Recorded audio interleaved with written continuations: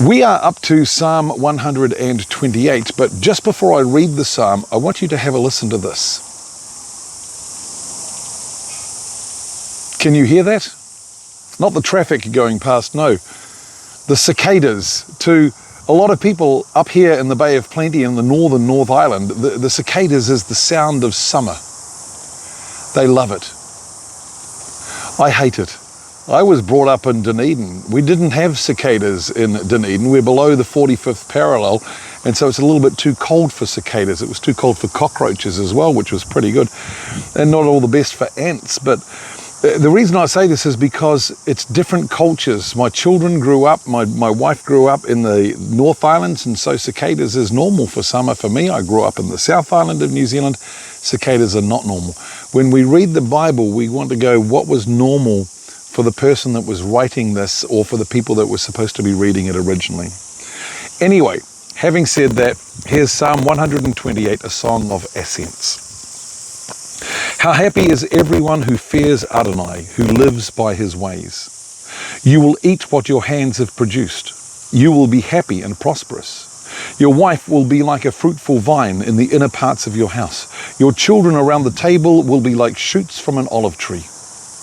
This is the kind of blessing that will fall on him who fears Adonai. May Adonai bless you in Zion. May you see Yerushalayim prosper all the days of your life. And may you live to see your children's children. Shalom on Israel. As I read that, there are certain parts of it that I read and I go, you know, you don't always see that happening. You don't always see people eating what their hands have produced. You don't always see followers of Adonai happy and prosperous. You don't always see wives being fruitful vines and children around the table, and you don't always live to see your children's children. Does that make the Bible wrong? No. Does that make God a liar? Absolutely not. What does that mean? It means there are certain things that we just don't understand. There are certain times when the scriptures don't line up with everything that we see.